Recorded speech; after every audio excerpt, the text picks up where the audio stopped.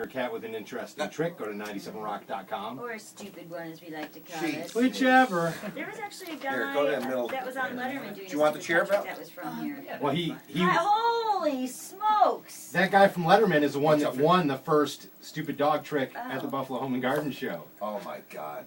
This Jared, is, now you what look is like a this? mountain This lion, is isn't like it? a mountain lion. It doesn't. He looks big, but you never. This is Boris. Remember about 6 months ago when I brought the 6 months ago when you guys I introduced you guys to the baby. But that was like the size of a dog then. Right. Look at him now. He's. I mean, like how big? That's huge. yeah, he's about 60 pounds. I mean, this is amazing how. You know, they're one of the largest of the small cats. Now, is this the kind of cat that we were getting phone calls from people like in the Cattaraugus County, whatever, they were saying, I swear to God, we saw a mountain lion, and people were taking pictures of it. Is this the kind of animal that was out there? No, no. This is a cat that you'd find mainly in Siberia, China. I mean, pretty remote areas. I know. Look at it. Just like your cat at home, he'll relax and just Now, hit that button. Do you consider it to be like a pet? I mean, you guys are like seem to have that relationship. You know, I wouldn't say like a pet. I mean, definitely this is an animal that unlike a house cat or a dog, an animal like this hasn't gone through the thousands of years of domestication. But with that being said, this is an animal that for almost a year and a half now we've been taking out to schools and. But do you know well enough that this animal won't snap? It's all about time. It's all about working. It's all about understanding the animal. This is the second lynx that I've raised, and I've noticed with him. I mean, he just has a really great personality. But they also have that tendency. I mean, if you're in his enclosure, you can't turn your back. I gotta say, really? I'm a little. Chris, you're okay. I mean, as long as you. I'm looking at those teeth on the bottom there. And but it's amazing. I mean, the teeth, the claws. This is a cat that's built for eating. So it's not declawed? Oh no. Look at the size of its paws. Yeah, and well, that's what's neat, Chris. Like in his natural habitat, those claws or those feet, in proportion, are the biggest, so it acts like snowshoes. So this cat can run about 40 miles per hour on the top of the snow, and actually they've been known to take down something as large as a reindeer. I was saying it just joking. That's crazy.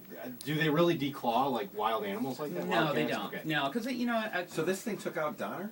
It has a potential, or Rudolph, whatever would be easier to see. But to answer your question before, Rob, about easier to see, that was fun. About people seeing cats like wildcats. I mean, we do have bobcats that are native to. But what is a bobcat? Because to me, this has that face with those ears, with the thing that looks bobcat. Very similar, yeah. Lynx and bobcats are very close. Lynx you find mainly in Canada, in North America. This again is a Siberian lynx, which is found. You find them really in high elevations, really high.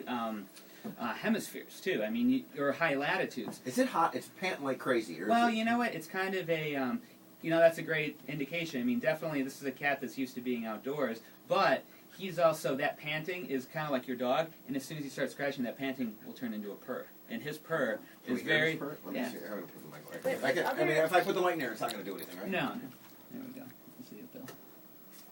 Yeah, I don't know. Right? Dude, he's like giving me this look. Chris is He is. Yeah. I can hear the panting. Yeah, but... No, you hear that a little bit? Yeah, a little bit. Yeah. It's giving me a bad look. This is how the whole thing started. Hitler, as a youth, was at a radio station. Right. But other cat family members are like hot weather, right? Like, aren't a lot of tigers in like the hotter... Yeah, you know what? Wildcats are found in all different parts of the world. I mean, you find cats, except for Antarctica, they're on every single continent. You find, but that's a good point. You find a lot of the large predators more in equatorial areas, like, lions, Africa, tigers, India, jaguars, and more, and mountain lions as well in our part of the world, found, South and Central America. The only wildcats that we have in North America now, we have the bobcat, which, Rob, is very similar to this. Bobtail, the ears are the same, about the same size and structure. A bobcat is going to be half this size full grown, so if if someone This is not full grown now, is it? It's pretty close. Oh, yeah. So those paws are not an indication of what it's going to grow into? No, these are just like snow. Yeah. Right, I knew that they had a big, but I didn't still know if it could then create a larger animal. Yeah, no, they keep that proportion. All right, so you're going to be at this stupid pet trick thing on Saturday, right? Yes. Yeah, Saturday. Yes, Saturday. This, you can't train this to do tricks. I mean, this doesn't, like, you don't go, I mean, I can't see this animal, you going, okay, here, fetch, because I think it would look at you and just go. You can, I've been working, and again, there's two different schools of thought. I mean, obviously working with wild animals is a lot different than working with a domestic. With that being said, believe it or not, and I thought this was interesting that this year that we're going to incorporate cats this year, because people always think that cats, because of their independent nature, aren't very trainable. But, you know, I've seen cats. I mean, I have a buddy that does, he rescues cats and dogs, and he does, like, it's called Pets on Parade at SeaWorld and some of these parks where they actually train these animals to do fun behaviors. Yeah. But no, it's funny. Cats are very, even though they're very independent, you can form a strong bond with your cat. You know, obviously they're very food motivated, they're very movement motivated. And I've seen cats trained to like run A to B. I've seen cats trained to climb up ladders and down. You know, so it'll be interesting to see what people can train their cats to do. That's My friend had a cat that would fetch. That's really cool. You know, it's like, you know, but because of their independent nature, you know, people think, you know, they're not going to do it. They're about twice as challenging as a dog to train. So. And cat people versus dog people, that can be some like nasty rivalry. Yeah, it's like a bar brawl could break out. But it's. And my money goes on the cat people because I think they'll just go quilt nuts. They'll get their little knitting needles out and start stabbing. Does this? Can you? This.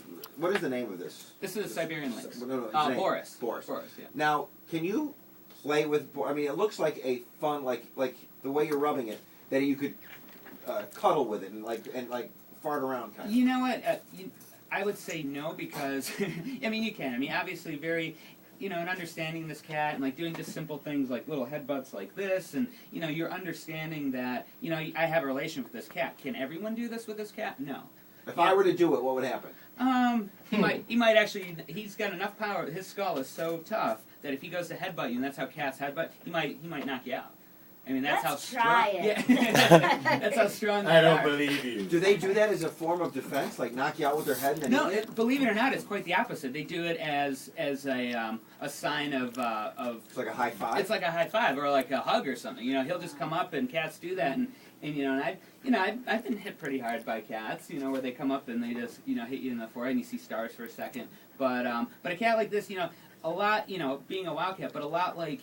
The cats that, everyone has, or your neighbor's cat or whatever, sometimes they like one person, they might not like another person. I know, I mean, like my parents have cats, and, Murph, and Murph, his cats, he can do anything with them, but I walk in the house, his house cat will scratch me. Maybe. His cats are funny. I mean, now this thing is this lynx. Yeah. Is it like what do you feed it? I mean, you can't go to the pet. Yeah, PetSmart and go. What do you got in an Iams for a mountain lion? He actually. Well, what's amazing about this cat? He does eat about 5 pounds of meat a day. So he will actually, and really the. But he doesn't have to kill. It's not like you go and get rabbits and. No, you don't have to kill. But I'm glad you brought that up because as part of his working with him and training, not only is it getting him used to walking around on a leash and things like that, but it's also his playtime. You have to provide him enrichment. I mean, we have I've got giant, these big rubber balls on these bungee things, and he pulls them and snaps them back. And well, I'm glad I didn't wear shorts. Yeah. He could leap. I mean, this cat right here has a vertical leap of 8 feet. So, I mean, he can. Stop it! So this cat will leap, and he'll spin in the air, and actually, when he gets going, it's wild, and it's really quite amazing. So his enclosure is actually, he's got a pretty tall enclosure, and a lot of branches and things. So. I'm going to ask you something stupid, maybe. Yeah. That maybe you've taken these, obviously. I mean, you've been on Conan. You've been on every show there is. Sure. How many? When's your? I mean, you're on Rachel Ray more than Rachel Ray. I mean, you're quite a bit. Yeah, I mean. Okay, so here's my question. Sure. You either travel with this animal, or you something, God forbid, happens. Mm-hmm. I would imagine that there is in Buffalo. There's not a vet that goes, "Oh, I work on mountain lions and lynx and elephants." And there's a couple of vets, and that's a really great question. Is that believe it or not, zoological medicine in Buffalo? Buffalo, there are a couple of vets here in Buffalo that some see primates, some see other animals like this. So, and again, I work with vets that also work with zoos too. So I mean, this thing's got keen hearing. And also too, I mean, we're about an hour and a half from Cornell University, which has probably one of the top vet schools around, even for wild animals. And that's and you think about it too, even I'm dealing with them as education animals, but you know, there's vets around that have to deal with zoo animals. There's vets around that have to deal with, like, you know, let's say, you know, one of these animals gets hit by a car and a rehabber has to have it treated, or like a bird of prey or something like that. There, you know, there's vets in the